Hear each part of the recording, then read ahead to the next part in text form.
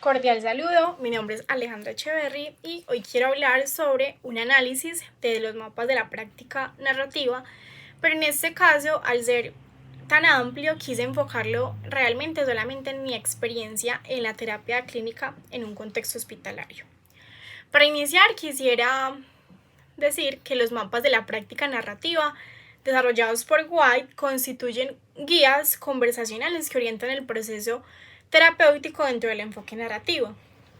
Estos mapas se inscriben en una perspectiva postmoderna y construccionista, en la cual la identidad se entiende como una construcción que emerge a partir de las historias que las personas narran sobre sí mismas y sobre su experiencia en el mundo. Desde esa perspectiva, los problemas no se comprenden entonces únicamente como fenómenos intrapsíquicos, sino que como narrativas dominantes que organizan la forma en que las personas interpretan su vida y su identidad. En este mismo sentido, los mapas narrativos funcionan como herramientas que permiten entonces explorar dichas narrativas, cuestionarlas y abrir espacio a como a nuevas historias que amplíen las posibilidades de significado y acción del consultante.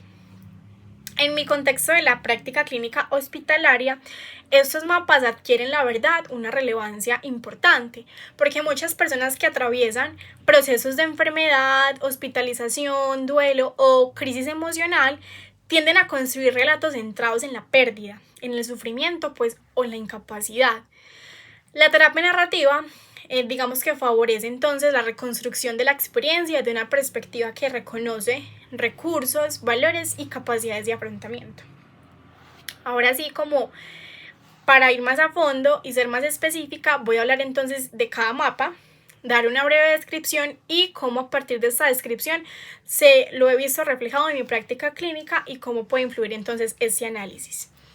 El primer mapa sería entonces el mapa de las conversaciones de externalización, que lo que busca entonces es separar el problema y la identidad del consultante, permitiendo que la persona observe el problema como algo que influye en su vida, pero que no define quién es. Coloquialmente, la persona es la persona y el problema es el problema. En el contexto hospitalario, este mapa resulta particularmente útil porque muchos pacientes tienden a identificarse completamente con su diagnóstico o con su condición de enfermedad. Entonces, digamos que durante mi práctica he observado que es frecuente que las personas se definan a partir del problema, utilizando expresiones como soy un paciente difícil, soy una persona débil, o mi vida se dañó desde que apareció esta enfermedad. Entonces, digamos que estas narrativas pueden, reforzar sentimientos de impotencia y desesperanza para el paciente. La externalización lo que permite entonces es reformular esas experiencias. Por ejemplo, si una persona se define como alguien ansioso, soy una persona ansiosa, se puede explorar cómo la ansiedad ha intentado influir en la vida del consultante durante su proceso de hospitalización. Yo recuerdo que tuvimos una situación de un paciente que enfrentaba un diagnóstico médico complejo y expresaba ya constantemente que no servía para nada. A través de preguntas narrativas que se comenzó entonces a explorar cómo ese miedo y la incertidumbre estaban entonces intentando ocupar un lugar central en su historia, lo cual permitió que la persona diferenciara entre su identidad y la experiencia emocional que estaba atravesando. Este proceso, la verdad, fue muy bonito porque favoreció que el consultante pudiera reconocer que, aunque el miedo estaba presente, seguía manteniendo valores importantes, como en este caso reforzamos el cuidado de sí mismo, el cuidado de su familia y el deseo entonces de recuperarse, lo cual abre la posibilidad de construir entonces una narrativa menos centrada en esa incapacidad que él estaba sintiendo. El segundo mapa en este caso es el mapa de las conversaciones de reautoría, que busca entonces reconstruir las historias que organiza la identidad del consultante, identificando experiencias que han sido invisibilizadas por la narrativa dominante del problema.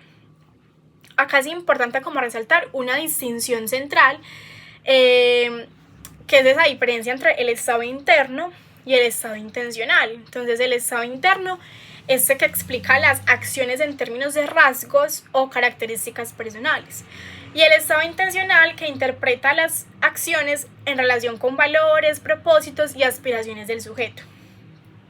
Ya en el contexto hospitalario, pues en mi experiencia, muchas narrativas, la verdad, se organizan desde estados internos asociados al sufrimiento, como expresiones de soy débil, no soy capaz, no voy a poder enfrentar esto solo. Sin embargo, cuando se exploran las historias desde el estado intencional, aparecen entonces elementos que permiten resignificar esa experiencia. Ya en este caso, pues un caso que se me ocurre es una persona hospitalizada que manifestaba sentirse incapaz de afrontar la situación.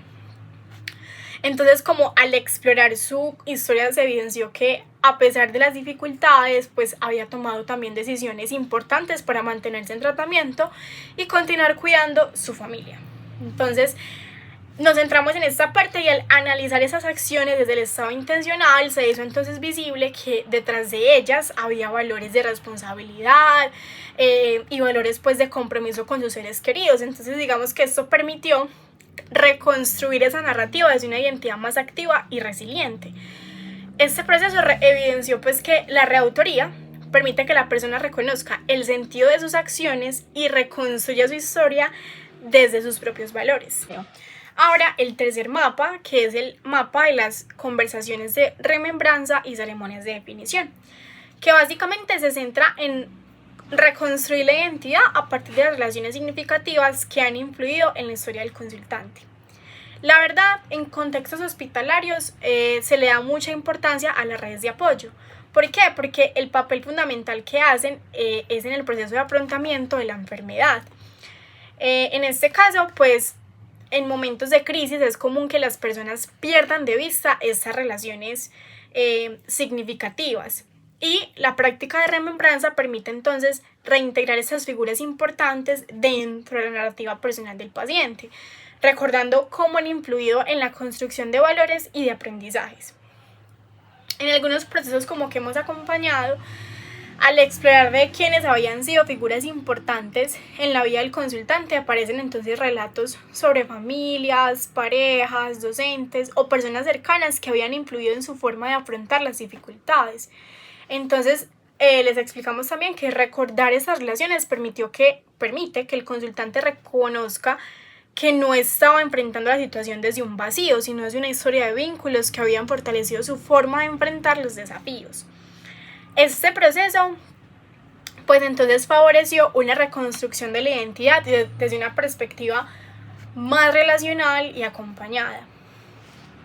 El cuarto mapa sería entonces el mapa de desenlaces extraordinarios, que estos corresponden a experiencias que contradicen la narrativa dominante del problema, pero pues que muchas veces no son reconocidas dentro de la historia personal.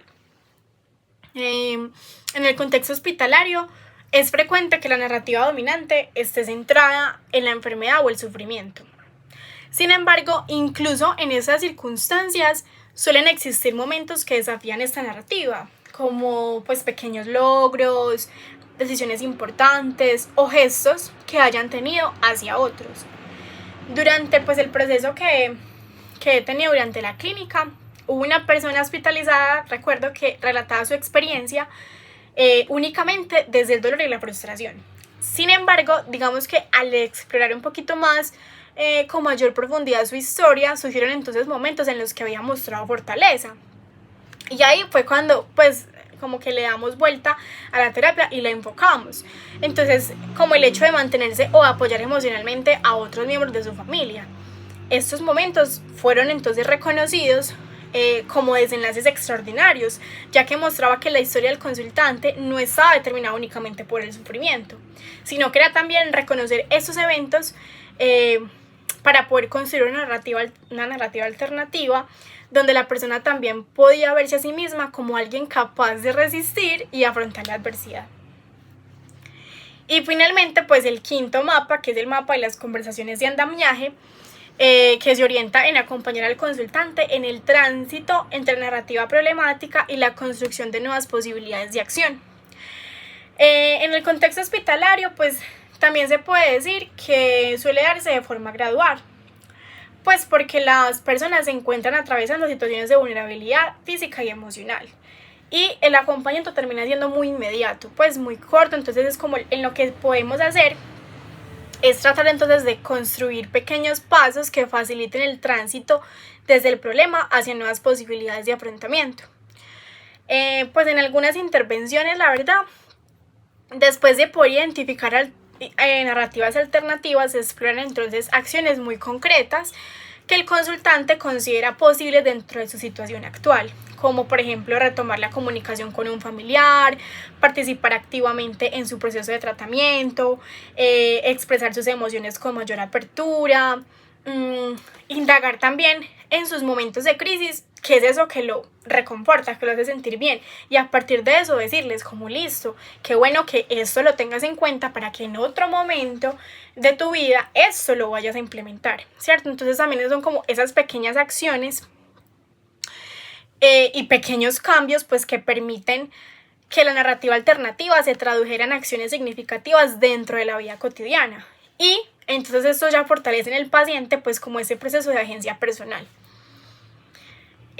Pues y ya como para concluir, es también decir que los mapas de la práctica narrativa permiten organizar la conversación terapéutica de manera que el consultante pueda cuestionar esas narrativas dominantes y construir relatos alternativos más amplios y coherentes con su experiencia de vida. La verdad, me pareció muy interesante hacer ese análisis desde esa perspectiva porque mi tipo de terapia en el contexto clínico va muy enfocado en terapias narrativas. Es la que más se me facilita, la que me parece más adecuada en ese tipo de contextos. Entonces estos mapas la verdad resultan especialmente valiosos porque permiten acompañar procesos de enfermedad y crisis emocional desde una perspectiva que reconoce no solamente el sufrimiento, sino también los recursos, los valores y las capacidades de afrontamiento de las personas.